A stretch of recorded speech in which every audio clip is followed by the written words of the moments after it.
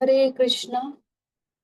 नमो विष्णुपदाय कृष्णपृष्ठाय भूतले श्रीमती भक्ति वेदांत स्वामी नामिने नमस्ते सारस्वती देवी गौरवाणी प्रचारिणी निर्विशेष शून्यवादी पाश्चात्य देश तारिणी। जय श्री कृष्ण चैतन्य प्रभु नित्यानंद श्री अद्वैत गदाधर शिवासादि गौर भक्त वृंदा। हरे कृष्ण कृष्ण कृष्ण हरे हरे, हरे राम राम राम हरे हरे। सभी भक्तों को मेरा दंडवत प्रणाम। भक्त चरित की सीरीज में आज आप सबका स्वागत है। और आज हम सुनेंगे भीष्म देव के बारे में। भीष्म देव जो कि महाभारत के एक महान योद्धा हैं और भगवान श्री कृष्ण के अनन्य भक्त हैं। जो निष्ठा उनके अंदर थी, ऐसी सत्य निष्ठा एक भगवत स्वरूप के अंदर ही पाई जा सकती है। जो उन्होंने निश्चय कर लिया उसका प्राणपण से उन्होंने निर्वाह किया। उनके जीवन में सिर्फ सत्य ही सत्य है। तो ऐसे भीष्म देव जो कि अपनी एक भीष्म प्रतिज्ञा के कारण जिनका नाम भीष्म पितामह पड़ा, जो कि हम महाभारत में उनके बारे में हम सभी जानते हैं। तो पहले हम जानेंगे कि उनका जन्म और उनका पूर्व जन्म। तो इसमें ऐसी कथा आती है कि एक समय महाराज महाअभिषेक मृत्यु के बाद ब्रह्मा जी से मिलने और सत्यलोक में पधारे। उसी उसी समय गंगा देवी भी वहां उपस्थित थी। तो उस दिव्य वातावरण में जब शीतल हवा की लहर चली तो गंगा देवी के जो वस्त्र थे वो थोड़े से इधर उधर हो गए। तो जो महाभिषेक थे, महाराज महाभिषेक, उनकी नजर गंगा जी के सामने पड़ जाती है। तो गंगा जी भी मतलब उस पे ज्यादा मतलब उसका वो नहीं करती हैं, मतलब देखती हूँ उनकी तरफ भी। तो ये जो उनका व्यवहार होता है दोनों लोगों का, ब्रह्मा जी को मतलब पसंद नहीं आता और ब्रह्मा जी बहुत ज्यादा नाराज हो जाते हैं। और उनको फिर दोनों को मतलब गंगा देवी को श्राप दे देते हैं कि तुम जो है मनुष्य योनि में जन्म लोगी। तो फिर गंगा देवी को अपने मतलब उस पे पश्चाताप होता है और ब्रह्मा जी से बहुत क्षमा याचना करती है। तब ब्रह्मा जी उनको बोलते हैं कि मतलब तुम तुम 8 वसुओं को जन्म दोगे पृथ्वी लोक पे, और उसके बाद ही तुम्हारा क्या कहते हैं तुम वापस स्वर्ग आ सकती हो, ऐसा करके ब्रह्मा जी उनको बोलते हैं।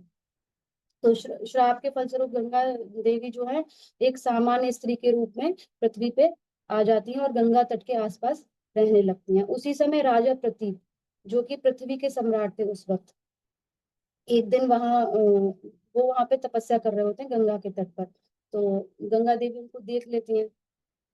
तो उनके आगे फिर गंगा देवी के मन में उनसे विवाह करने की इच्छा प्रकट होती है और वह उनकी महाराज प्रतीप की दाहिनी जंघा पे जाके बैठ जाती हैं। लेकिन महाराज प्रतीप बोलते हैं कि नहीं, ये स्थान तो मतलब एक पुत्र वधू के लिए है, तो मैं तुमसे विवाह नहीं करता, लेकिन मैं भविष्य में तुम मेरी पुत्र वधू बनोगे ऐसा करके मैं तुम्हें आशीर्वाद देता हूँ। तो वो उनको अपनी पुत्र वधू का आगे चल के वो उनकी पुत्र वधू बनेंगे ऐसा उनको आशीर्वाद देते हैं महाराज प्रतीप।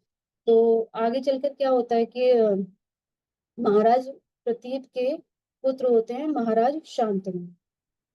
तो महाराज शांतनु जो महाराज प्रतीप को पुत्र रूप में प्राप्त होते हैं। एक दिन वह भी महाराज गंगा तट पे क्या कहते हैं घूम रहे होते हैं। तो उनकी नजर गंगा देवी पे जो कि एक सामान्य स्त्री की तरह वहां रहती थी उन पे पड़ती है। शांतनु की नजर गंगा देवी पे पड़ती है।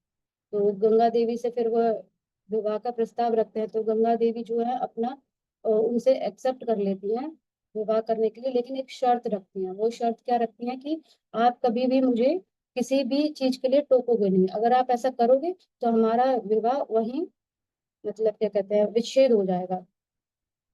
तो महाराज शांतनु जो होते हैं वो उनकी शर्त मान लेते हैं। इस प्रकार फिर उन दोनों का विवाह हो जाता है। उसी समय के दौरान एक घटना और चल रही होती है। 8 वसुओं में से जो क्या कहते हैं एक वसु ध्रुव नाम के एक वसु होते हैं और उनकी पत्नी वन में विहार कर रहे होते हैं। तो तभी उनकी नजर एक नंदिनी गाय पे पड़ती है। नंदिनी गाय जो कि सुरभि गाय की बेटी है और वाल्मीकि नहीं, ऋषि वशिष्ठ के, सॉरी वाल्मीकि बोल रही, ऋषि वशिष्ठ के आश्रम पे जो कि रहती है। तो वो जब ध्यो नामक वसु और उनकी पत्नी वन में विहार कर रहे होते तो उनकी नजर जो है वो नंदिनी गाय पे पड़ती है। तो उनकी पत्नी बोलती है कि मुझे ये गाय चाहिए। पर तो वो लोग जो ध्यो नामक वसु होते हैं, वो 7 वसुओं से बोलते हैं कि हम इस गाय को चुरा लेते हैं, और इस तरीके की वो योजना बनाते हैं। तो जिस टाइम पे वो 8 वसु उस गाय को लेके वहां से चुपचाप लेके जा रहे होते हैं, उसी वक्त ऋषि वशिष्ठ वहां आ जाते हैं और बहुत क्रोधित होते हैं कि वो किस तरीके से उनकी गाय को वहां से चुरा के ले जा रहे थे, और उनको क्या कहते हैं, मनुष्य योनि में जन्म लेने का श्राप दे देते हैं। पर 7 वसु जो होते हैं वो मतलब फिर 8 वसु उनसे क्षमा याचना करते हैं। तब ऋषि वशिष्ठ बोलते हैं कि ठीक है, 7 वसु जो हैं उनकी पृथ्वी पे जन्म लेते ही मृत्यु हो जाएगी, लेकिन जो कि 8वें वसु हैं वो सीधे तौर पे इस चोरी के लिए जिम्मेदार हैं, तो उनको यहाँ पे पृथ्वी पर रह के दुखद जीवन यापन करना पड़ेगा। तो इस तरीके से ये ही 8 वसु जो है आगे चल के गंगा देवी के पुत्र के रूप में उनको प्राप्त होते हैं। तो फिर देवी गंगा को जब 7 पुत्र प्राप्त होते हैं, तो जन्म लेते ही उनको वह गंगा जी में बहा देती थी। ऐसे करके वो लगातार 7 पुत्रों को बहाती रही, लेकिन जब 8वां पुत्र हुआ, तब गंगा देवी जैसे ही जाने लगे उसको लेकर, तब शांतनु महाराज से रुका नहीं गया। फिर उन्होंने उनको टोक दिया कि ऐसा क्यों कर रही हो। तो गंगा देवी ने उनको सारी जो कथा थी वो बताई कि किस तरीके से उनको ब्रह्मा जी के श्राप के कारण मनुष्य योनि मिली, और फिर किस तरीके से जो ध्यो वसु थे और बाकी 8 वसुओं को किस तरीके से उनके पुत्र के रूप में ऋषि वशिष्ठ के श्राप के कारण उनको पुत्र रूप में जन्म प्राप्त हुआ। और ये सब उन्होंने जब पूरी कथा बताई महाराज शांतनु को, तब महाराज शांतनु को समझ में आया कि हाँ, उन्होंने 7 पुत्रों का ऐसे क्यों बहा दिया। लेकिन जो उनकी विवाह की जो शर्त थी कि जैसे ही आप मुझे टोक दोगे हमारा विवाह विच्छेद हो जाएगा, इस शर्त पे रहते हुए गंगा देवी 8वें पुत्र को लेके वहां से चली जाती है, महाराज शांतनु को छोड़ के जंगल की ओर चली जाती है। अब जंगल में रहकर उस अपने पुत्र का वह वहां पे पालन पोषण करती है, उसको मतलब हर तरीके की विद्या का उसको वहां पे ज्ञान प्रदान करती है। फिर क्या होता है, 32 साल बाद महाराज शांतनु जंगल की ओर शिकार करने के लिए जाते हैं, और वो वहां पे एक बहुत ही सुंदर, एक पराक्रमी सुंदर युवक को देखते हैं, जिसने अपनी बाणों से क्या कहते हैं, गंगा के प्रवाह को रोक दिया है। इस तरीके का एक पराक्रमी एक सुंदर युवक को वहां पे देखते हैं। तो उसी वक्त गंगा देवी वहां पे प्रकट होती हैं और उनको बताती हैं कि यह आपका ही पुत्र है, जिसका नाम है देवव्रत। और देवव्रत क्या कहते हैं, इस देवव्रत को जो अ, शास्त्र ज्ञान है वह ऋषि वशिष्ठ से प्राप्त हुआ है, और जो शस्त्र विद्या है वो परशुराम ऋषि से प्राप्त हुई है। और इस तरीके से बता के देवव्रत के बारे में गंगा देवी देवव्रत को महाराज शांतनु को सौंप कर वहां से चली जाती हैं। तो फिर महाराज शांतनु बहुत खुश होते हैं कि चलो उन्हें उनका इतने साल बाद उनका पुत्र प्राप्त हुआ है। फिर उसके बाद वो देवव्रत को जो कि अपने राज्य का उत्तराधिकारी बना देते हैं। और यही देवव्रत जो होते हैं वो आगे चल के भीष्म देव बनते हैं। तो वो कैसे बनते हैं आगे चल हम सुनते हैं कि एक समय जब महाराज शांतनु गंगा तट के समीप जंगलों में शिकार कर रहे थे, तो वहां उन्हें एक सुंदर कस्तूरी जैसी सुगंध आती है। तो उसका जब उन्हें सुगंध का अनुभव होता है, तो उन्हें बहुत आश्चर्य होता है कि ये सुगंध यहाँ कहाँ से आ रही है, और वो सुगंध के मतलब पीछे पीछे मतलब ऐसे उसका देखते हुए कि ये किधर से आ रही है, चलते चलते वह एक मछुआरे की कुटिया तक पहुंच जाते हैं। तो वहां जाकर उन्हें पता चलता है कि ये कस्तूरी की सुगंध मछुआरे की बेटी, जिसका नाम है सत्यवती, उसके शरीर से आ रही है। मछुआरा उनको बताता है कि ये जो बेटी है मुझे सत्यवती, ये मुझे एक मछली के पेट से प्राप्त हुई थी, जिसके कारण इसके पहले शरीर से बहुत दुर्गंध आती थी मछली की। लेकिन मुनि पराशर मुनि ने अपने मतलब पराशर मुनि ने इसको वो दुर्गंध हटाकर इसको कस्तूरी की सुगंध दे दी है। लेकिन तो शांतनु महाराज जो है सत्यवती से बहुत ज्यादा प्रभावित हो जाते हैं और उससे बहुत आकर्षित हो जाते हैं। तो वो अपने एक मतलब अपना और सत्यवती के विवाह का प्रस्ताव मछुआरे के आगे रखते हैं। लेकिन मछुआरा जो होता है वो एक महाराज शांतनु के आगे शर्त रखता है कि मेरी बेटी को जो पुत्र प्राप्त होगा वो ही क्या कहते हैं हस्तिनापुर का सम्राट बनेगा, आगे चल के वही उत्तराधिकारी बनेगा। अ, ऐसी शर्त वो शांतनु महाराज के आगे रखता है। तो लेकिन महाराज शांतनु जो होते हैं, जो पहले ही देवव्रत को अपना उत्तराधिकारी बना सकते हैं, वो बना चुके हैं, वो उसके साथ मतलब इस तरीके से कैसे कर सकते हैं। तो महाराज शांतनु वहां से वापस आ जाते हैं और बड़े उदास रहने लगते हैं। जब देवव्रत को ये पता चलता है कि वो अपने पिता की प्रसन्नता में बाधा बन रहे हैं, तो वो उस टाइम उसी वक्त मछुआरे के पास जाते हैं और वहां पे एक भीष्म प्रतिज्ञा करते हैं कि वे कभी भी आजीवन विवाह नहीं करेंगे, आजीवन ब्रह्मचर्य का पालन करेंगे और हस्तिनापुर की निष्ठा पूर्वक सेवा करेंगे। मतलब कि हस्तिनापुर के दास बन के रहेंगे। इस तरीके की भीष्म प्रतिज्ञा वहां पे देवव्रत लेते हैं। और इसी भीष्म प्रतिज्ञा के कारण उनका नाम गंगापुत्र भीष्म पड़ा। और महाराज शांतनु को जब पता चलता है कि मतलब देवव्रत ने इस तरीके की प्रतिज्ञा ली है, इतनी भीष्म प्रतिज्ञा कि वो आजीवन ब्रह्मचर्य का पालन करेंगे और हस्तिनापुर के दास बन के रहेंगे, तो महाराज शांतनु उनको इच्छा मृत्यु का वरदान देते हैं। और बाद में चल के इस तरीके से फिर जो सत्यवती और शांतनु महाराज का विवाह हो जाता है। आगे चल के विचित्र वीर के रूप में हस्तिनापुर को नया सम्राट मिलता है। और बाद में महाराज शांतनु जो है परलोक सिधार जाते हैं और भीष्मदेव हस्तिनापुर की एक दास की तरह देख रेख करते हैं। सत्यवती की इच्छा होती है कि विचित्र वीर का विवाह हो जाए, तो इसलिए वह भीष्मदेव को बोलती है कि अम्बा अंबालिका और अंबिका, ये तीन बहनों का स्वयंवर हो रहा है, तो भीष्मदेव जाएं और वहां से उन स्वयंवर से उन तीनों बहनों को जीत के लाएं और विचित्र वीर का विवाह उनके साथ कराएं। और जो भीष्म देव होते हैं वो बिल्कुल ऐसा ही करते हैं। उनका हस्तिनापुर से आते हैं और उन तीनों बहनों का हरण करके वहां स्वयंवर से उनका हरण करके ले आते हैं। लेकिन जो उसमें अम्बा होती है वो बोलती है कि वो शाल्व के राजा से विवाह करना चाहती है। तो भीष्म देव उसको बोलते हैं ठीक है तुम चले जाओ। लेकिन जब वो शाल्व के राजा के पास जाती है तो शाल्व नरेश उसको बोल देते हैं कि नहीं, अब तो मैं तुमको एक्सेप्ट नहीं कर सकता। तुम्हें तो भीष्म देव नहीं क्या कहते हैं स्वयंवर में जीता है, तो तुम जाके उनसे ही विवाह करो। फिर वो वापस भीष्म देव के पास आती है और भीष्म देव उसको बताते हैं कि उन्होंने तो क्या कहते हैं आजीवन ब्रह्मचर्य का प्रतिज्ञा ली है, तो वो कभी विवाह नहीं करेंगे। तो इस तरीके से फिर जो अम्बा होती है उसको ऐसा लगता है उसके साथ बहुत धोखा हुआ है। और शाल्व नरेश ने भी उसको एक्सेप्ट नहीं किया, इधर भीष्मदेव भी नहीं कर रहे हैं। और तो फिर वो बहुत ज्यादा क्रोधित हो जाती है और वहां पे उनको बोलती है कि वह कभी मतलब कभी ना कभी उनकी मृत्यु का कारण बनेगी भीष्मदेव की। और ऐसा बोल के वह अग्नि में प्रवेश करती है।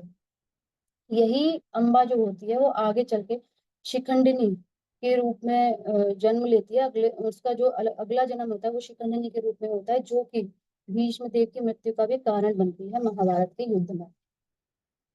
फिर जैसा कि हम सब जानते हैं कि कौरवों और पांडवों के बीच एक महाभारत का युद्ध होता है, जिसमें भीष्म देव कौरवों की ओर से लड़ते हैं, क्योंकि उन्होंने प्रतिज्ञा ली थी कि वे आजीवन हस्तिनापुर के दास रहेंगे। ना चाहते हुए उन्हें कौरवों की ओर से लड़ना पड़ता है। 8 दिन बीत जाते हैं, लेकिन पांडवों की हार होते हुए दुर्योधन को कहीं से भी दिखाई नहीं देती। तो वो क्योंकि जो भीष्म देव थे वो कौरवों के सेना के सेनापति थे, तो वो जाके भीष्म देव से ही बोलता है उनके शिविर में जाके 8वें दिन की रात को कि आप कैसे युद्ध लड़ रहे हैं। आप तो मतलब चाहते ही नहीं कि हम जीते हैं, कौरव जीते हैं। आप तो पांडवों का ही साथ दे रहे हैं, तभी तो 8 दिन में आज तक पांडवों में से किसी की भी मृत्यु नहीं हुई है। किसी भी तरीके से उनकी हार होती हुई नहीं दिख रही है।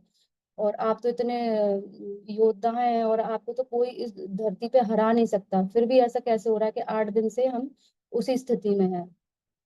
तो इस तरीके के आरोप जब भीष्मदेव को अपने ऊपर लगते हुए दिखाई देते हैं, तो वो बहुत क्रोध में आ जाते हैं और दुर्योधन को ये यकीन दिलाते हैं कि अगले दिन वे पांचों पांडवों को क्या कहते हैं, मृत्यु के घाट उतारेंगे, और 5 तीर वो दुर्योधन को देते हैं कि ये पांचों तीर तुम लेके जाओ, अपने पास रखो, और मैं तुम्हें ये आश्वासन दिलाता हूँ कि ये पांचों तीर कल पांचों पांडवों के लिए मेरे धनुष से उनके ऊपर वार करेंगे।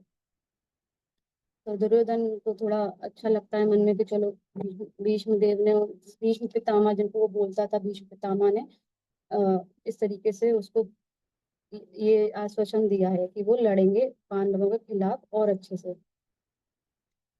तो ये सब जब हो रहा होता है, तो भगवान श्री कृष्ण जो कि सब कुछ जानते हैं कि ये मतलब क्योंकि वो पांडवों की ओर थे, तो वो जानते थे कि अब उन्हें क्या करना है। अपने भक्त का भी मान रखना है, अपने भक्त की प्रतिज्ञा का भी मान रखना है। तब वो पांडवों को बोलते हैं कि उठो, तुम तो सोए हुए हो, और यहाँ पे ऐसे ऐसे क्या कहते हैं, दुर्योधन भीष्म पितामह से तुम्हारी क्या कहते हैं, सब प्लानिंग कर रहे हैं आपको हराने के लिए। तो पांडव बोलते हैं कि हम तो निश्चिंत हैं, हमें पता है आप हमारे साथ हैं, आप सब संभाल लेंगे। तो यहाँ पे हम जान सकते हैं कि एक भक्त जब भगवान के आगे समर्पण कर देता है, तो किस तरीके से वो निश्चिंत हो जाता है कि हाँ, हमें कोई जरूरत नहीं है ज्यादा टेंशन लेने की, भगवान सब देख लेंगे। तो भगवान कहते हैं कि अरे इनको तो कोई फर्क ही नहीं पड़ रहा। तो फिर वो जो जाते हैं द्रौपदी के पास, भगवान बोलते हैं कि तुम जाओ भीष्म देव के शिविर में और उनसे आशीर्वाद लेके जाओ। तो द्रौपदी समझ जाती है कि ये भी कोई भगवान की लीला है, तो वो चुपचाप उनकी बात मान लेती है, और जैसे वो चलने लगती है तो बहुत ज्यादा उनकी जो पायलों की और सबकी आवाज आने लगती है, चूड़ियों की छन छन छन। तो भी कृष्ण, भगवान कृष्ण बोलते हैं कि तुम ये सब जो अपनी जो पायल है और ये जो जूतियां हैं जिनमें से आवाजें आ रही हैं, इन सबको उतार के जाओ। तो द्रौपदी थोड़ी आश्चर्य में पड़ जाती है कि ऐसा क्यों बोल रहे हैं मुझे। तब फिर भी द्रौपदी मान लेती है, ठीक है कि ठीक है केशव, जैसा तुम कहो ऐसा मैं करूंगी। और भी भीष्म देव होते हैं जो बड़ी, जिन्होंने अभी भी दुर्योधन को आश्वासन दिलाया, जो बड़ी चिंता में इस तरीके से बैठे हुए हैं आंखें बंद करके। और द्रौपदी अचानक से आती हैं और उनको प्रणाम करती हैं, तो अचानक से भीष्मदेव बिना सोचे समझे उनको सौभाग्यवती भव ऐसा आशीर्वाद दे देते हैं।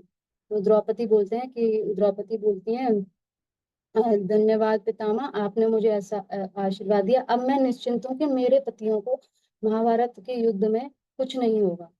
अब भीष्मदेव फिर मतलब आश्चर्य में पड़ जाते हैं कि ये क्या हुआ, मैंने उधर दुर्योधन से भी पांडवों को कल मारने का प्रण दे दिया है, और इधर मैंने इसको सौभाग्यवती भव का आशीर्वाद दे दिया है। तो वो समझ जाते हैं कि ये भगवान की ही लीला है। फिर उधर भगवान कृष्ण अर्जुन को बोलते हैं कि तुम जाओ दुर्योधन के शिविर में, और जो 5 तीर भीष्म देव ने अर्जुन को दिए हैं उसको लेके आओ, उसको बोलना कि एक बार तुमने गंधर्वों से दुर्योधन की रक्षा की थी, तो दुर्योधन ने तुम्हें ये बोला था कि तुम्हें जो चाहिए वो तुम उससे मांग लो।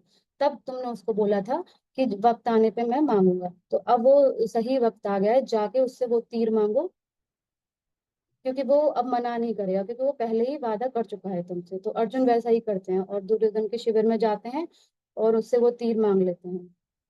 तो दुर्योधन भी क्या करे, वो पहले ही अपने प्रण से था कि अर्जुन को दे चुका था प्रण के, जब भी तुम मुझसे कुछ मांगोगे मैं तुम्हें दूंगा। तो वो उसको वो तीर भी देने पड़ते हैं। तो इस तरीके से भगवान यहाँ पे एक ऐसा गेम खेलते हैं कि बिल्कुल ही वो हो जाता है, अलग गेम अलग ही हो जाता है। फिर अगले दिन क्या होता है, भीष्म पितामह जो कि पूरी शक्ति से पांडवों की सेना पे हमला करते हैं, 14,000 सैनिकों को एक बार में धराशायी कर देते हैं। मतलब पूरी तरीके से आतंक मचा देते हैं वहां पे। और अर्जुन पे जो है कि बाणों की वर्षा कर देते हैं, अर्जुन पे बाण आए जा रहे हैं, आए जा रहे हैं। ये देखकर भगवान को जो क्रोध आ जाता है, मतलब भगवान बहुत ही ज्यादा क्रोधित हो जाते हैं। और वहीं पे, और रथ से उतर के वहीं पे एक पहिया पड़ा होता है रथ का, उसको लेके दौड़ते हैं भीष्म देव की तरफ। और भीष्म देव जो होते हैं वो भगवान का ये मतलब यही रूप देखना चाहते थे, यही अद्भुत रूप के दर्शन करते हैं अपने धनुष बाण वहीं पे छोड़ के भगवान के अद्भुत रूप के दर्शन करते हैं कि भगवान आप अपने भक्त के लिए अपनी प्रतिज्ञा तक को भी मतलब तोड़ने को तैयार हैं। और जैसे कि भगवान ने प्रतिज्ञा ली थी कि वो कभी इस युद्ध में कोई भी अस्त्र शस्त्र नहीं उठाएंगे, लेकिन फिर भी जब अर्जुन पे बाणों की वर्षा हो रही है तो भगवान को जो क्रोध आ जाता है, फिर वो भीष्म देव की तरफ रथ का पहिया लेके दौड़ते हैं। ये देखकर भीष्मदेव कहते थे कि मैं तो यही चाहता था कि आपके इसी रूप के दर्शन करूं। लेकिन उधर अर्जुन जो होते हैं वो भगवान के पैर पकड़ लेते हैं कि नहीं, आप अपनी प्रतिज्ञा नहीं तोड़ोगे, मैं अब और अच्छे से लड़ूंगा, मैं क्या कहते हैं तब कोई कमी नहीं छोड़ूंगा मैं भीष्म देव पे हमला करने पर, लेकिन आप अपनी प्रतिज्ञा मत तोड़ो। तो भगवान कहते हैं ठीक है चलो, मान जाते हैं भगवान। फिर जो होता है अर्जुन वहां पे भगवान श्री कृष्ण ही उसको बताते हैं कि अर्जुन को कि जो भीष्म देव है वो कभी इस किसी स्त्री पे हमला नहीं कर सकते, तो तुम शिखंडिनी को लाओ और उसको आगे रख के बाण चलाओ। तो अर्जुन फिर ऐसा ही करते हैं, शिखंडिनी को लाते हैं और पीछे आगे शिखंडिनी को रख के पीछे से बाण चलाते हैं। और शिखंडिनी भी बाण चला रही है आगे से भीष्म देव को, वो बाण तो कुछ नहीं कर रहे हैं, लेकिन जैसे अर्जुन के बाण आते हैं शिखंडिनी के पीछे से और भगवान मतलब भीष्म देव के ऊपर पूरे शरीर पे उनके बाण इस तरीके से लगते हैं कि एक आंगुल तक की भी जगह उनमें एक उंगली भर तक की जगह नहीं रह जाती, इतने बाण भीष्म देव के शरीर पे अर्जुन मारते हैं। और मतलब भीष्मदेव तुरंत वहीं पे पूरे जमीन पे गिर जाते हैं, एक बाणों की शैया बन जाती है जिस पर भीष्मदेव लेट जाते हैं। और जैसे ही ऐसा होता है सब लोग युद्ध छोड़ के भीष्मदेव की तरफ भागते हैं, भीष्म पितामह कहते हुए उनकी तरफ भागते हैं। अर्जुन युधिष्ठिर कौरव पांडव सब लोग वहां पहुंचते हैं। और वहां पहुंच के भीष्मदेव को एक सिरहाना चाहिए होता है तो सब लोग जाते हैं, कोई तकिया लेने जाता है, कोई कुछ लेने जा रहा है। लेकिन भीष्म पितामह जो होते हैं वो अर्जुन की तरफ इशारा करते हैं कि अर्जुन को पता है कि मुझे कैसा सिरहाना चाहिए। तो अर्जुन जो है बाण चलाते हैं और ऐसे क्रॉस क्रॉस क्रिस क्रॉस करके उनके पीछे सिरहाना बना देते हैं, इस तरीके से भीष्म देव को सिरहाना मिलता है। फिर भीष्म देव कहते हैं कि मुझे प्यास लगी है। फिर अर्जुन बाण चला के वहां पे गंगा देवी को प्रकट करते हैं और माता गंगा वहां प्रकट होती हैं और भीष्म देव को अब पानी पिलाती हैं, इस तरीके से उनकी प्यास को बुझाती हैं। भीष्म पितामह जो थे वो 58 डेज तक उस शैया पे रहे और उत्तरायण का इंतजार करने लगे, क्योंकि उन्हें इच्छा मृत्यु प्राप्त थी इसलिए वे उत्तरायण तक वहां पे वेट करते हैं। और इसी बीच वो युधिष्ठिर महाराज को ज्ञान देते हैं, दिव्य शिक्षाएं देते हैं, राजनीति के बारे में, स्त्री पुरुष के कर्तव्यों के बारे में, और कर्म के बंधनों से कैसे मुक्त हुआ जाए, ये सब क्या कहते हैं युधिष्ठिर महाराज को बताते हैं। मोक्ष प्राप्त करने का मार्ग उनको बताते हैं। ये सब बताते बताते भीष्मदेव जब बता ही रहे होते हैं तभी सूर्यदेव जो है उत्तरायण में प्रवेश कर जाते हैं और भीष्म पितामह बोलना बंद कर देते हैं और अपना सारा ध्यान, भगवान श्री कृष्ण भी वहां उपस्थित थे, भगवान श्री कृष्ण के श्री मुख पे अपना पूरा ध्यान केंद्रित कर लेते हैं।